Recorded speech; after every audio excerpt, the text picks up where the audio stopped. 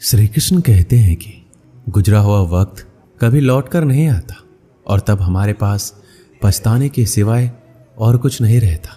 आप अपने जीवन में समय को कितना महत्व देते हैं? क्या आप अपना हर काम वक्त पर पूरा करते हैं?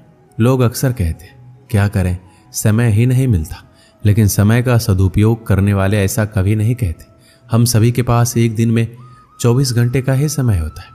ये हम पर है कि हम उसका सदुपयोग करते हैं या दुरुपयोग। यदि आप सोचते हैं आप मेहनत बहुत करते हैं पर आप कहीं पहुंच नहीं पा रहे, तो आप सिर्फ एक गलती कर रहे हैं।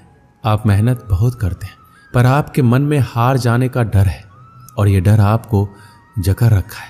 मेरी मानिए, जो मेहनत आप कर रहे हैं उसे पूरी लगन और ईमानदारी से करते हुए अपने काम पर विश्वास रखिए और हार के बारे में ना सोचकर सिर्फ जीतने के बारे में सोचिए।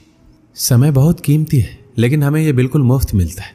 जो लोग समय का सही कीमत जानते हैं वह इसका सही इस्तेमाल करके कामयाबी की ऊंचाइयों को छूते हैं, और जो समय की कदर नहीं करते वो इसे यूं ही बर्बाद करके अपना भविष्य खराब करते हैं। समय का सही उपयोग करके ही अपने सपनों को साकार किया जा सकता है, अपने लक्ष्य तक पहुंचा जा सकता है। प्रकृति और समय कभी किसी के साथ भेदभाव नहीं करते। हवा, पानी, मौसम, दिन रात, ये सब हम सब के लिए हमेशा एक जैसे रहते हैं। अमीर व्यक्ति के लिए सूरज पूरब की बजाय पश्चिम से नहीं उगता, यह बरसात किसी की उम्र या हैसियत देखकर उस पर कम या ज्यादा नहीं बरसती है। अमीर, गरीब, बच्चे, बूढ़े, सभी के लिए समय एक जैसा रहता है। हाँ, समय का सही उपयोग ना करके या समय को व्यर्थ गवा कर हम अपना भविष्य जरूर खराब कर देते हैं। यदि आज हम समय की कद्र करेंगे तभी समय कल हमारी कद्र करेगा। हम आज जो भी हैं, जहां भी हैं, उसके लिए हम खुद जिम्मेदार हैं, क्योंकि हमने अपने अतीत में जो मेहनत की है, हमारा वर्तमान उस मेहनत का ही नतीजा है। हमारा आज की मेहनत हमारा भविष्य तय करती है। अतः समय की कीमत समझकर उसका सही उपयोग करना बहुत जरूरी है। समय का सही इस्तेमाल करके देखिए, यह हमेशा स्वस्थ और समृद्ध बनाए रखेगा। आप समय का सिर्फ एक ही बार इस्तेमाल कर सकते हैं, क्योंकि गुजरा हुआ वक्त कभी लौट कर नहीं आता। यानी हम समय को रिसाइकल नहीं कर सकते। अतः कभी ये ना कहें कि ये काम अगली बार करेंगे। हो सकता है अगली बार आप वक्त गवा चुके हो और गुजरा हुआ वक्त आपसे कहे अब बहुत देरी हो चुकी है।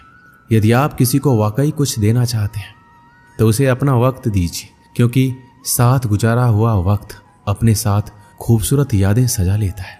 वक्त जीवन के कई पाठ पढ़ा जाता है, बड़े से बड़े घाव भर देता है और नए सिरे से जीने की ताकत भी देता है। अतः आज यदि आपका वक्त सही नहीं चल रहा तो निराश ना हो, मेहनत करते जाइए। आपका अच्छा वक्त जरूर आएगा। समय और धन की दौड़ में हमेशा समय की जीत होती है। पैसा कमाना आपको अमीर बना देगा, लेकिन समय को जीतना आपको सफल बनाएगा। समय फिर कभी लौट कर नहीं आता। आपको इसका उपयोग करने का केवल एक ही मौका मिलता है। यदि आज आप समय का सदुपयोग करते हैं तो यह आपको कल लाभकारी परिणाम देगा।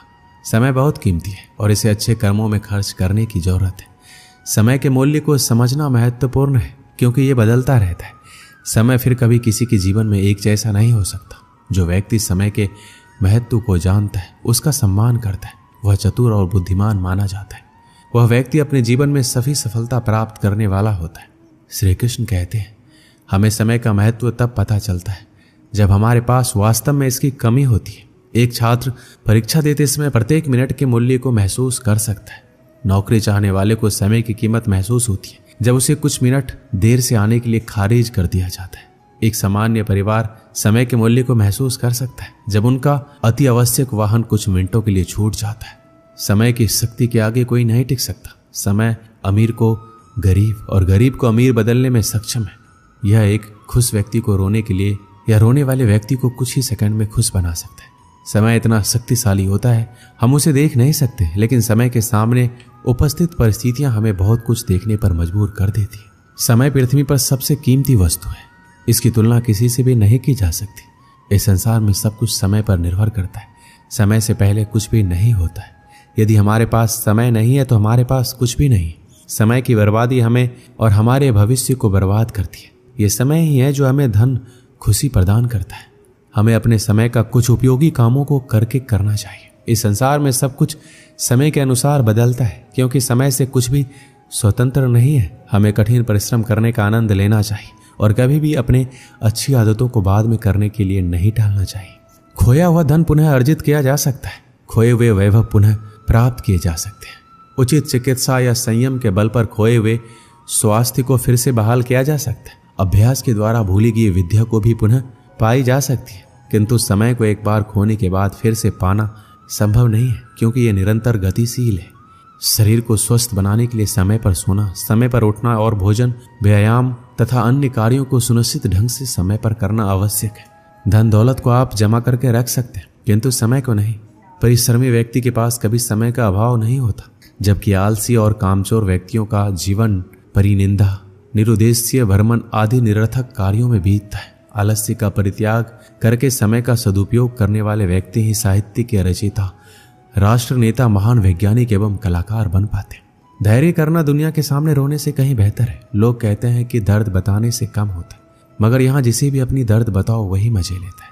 सबको अच्छा समझ लेना ये सबसे बुरी आदत है। आपके पास बस पैसा होना चाहिए, क्योंकि यहाँ भावनाओं को किसी की कोई कदर नहीं है। जो व्यक्ति अपने पास होने वाली चीजों से संतुष्ट नहीं है, उसे भविष्य में मिलने वाली चीजों से भी कभी संतोष नहीं होगा। दूसरों को अपनी जिंदगी में अगर कीमती बनाओगे तो आप खुद उनकी जिंदगी में सस्ते हो जाओगे।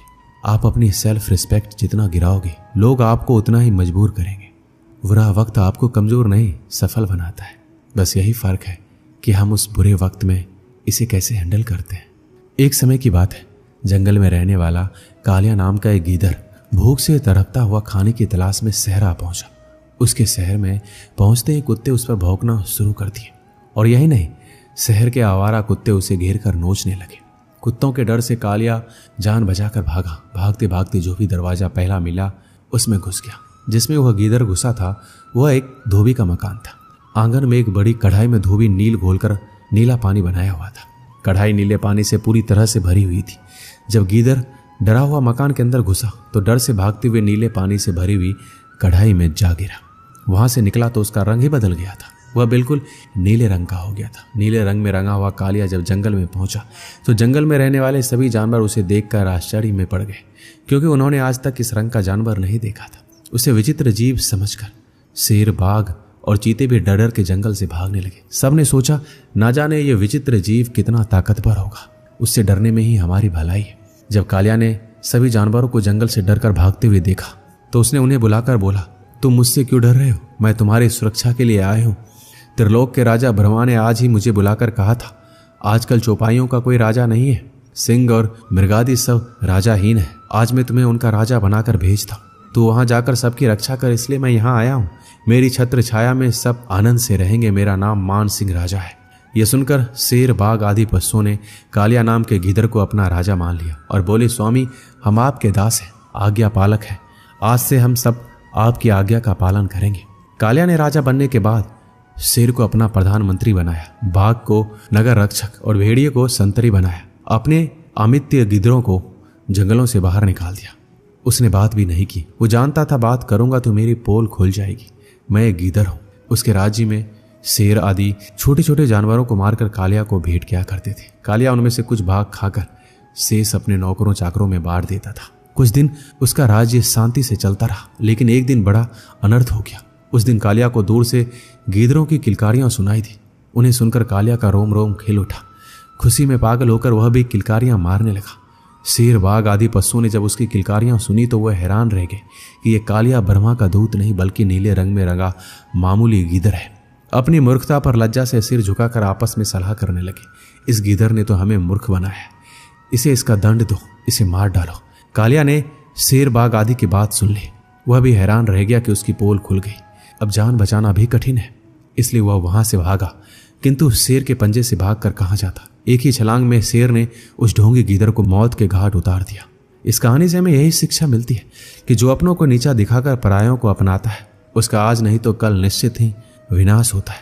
हमारे समाज में सामाजिक एकता और समरसता के महत्व को समझना चाहिए। यदि आज हम अपने समाज के सभी व्यक्तियों को समान नजरिए से नहीं देखते और समर्थन नहीं करते तो कल उन्हें हमारे समाज के लिए कठिनाइयां और नुकसानकारी बना देगा। इसलिए हमें अपने समाज में सभी का सम्मान करना और सहयोग करना चाहिए ताकि समृद्ध और संगठित समाज बना रहे। दोस्तों, इस वीडियो में बस इतना ही। मिलते हैं अगले वीडियो में। अपना ख्याल रखिएगा। धन्यवाद। जय श्री कृष्ण।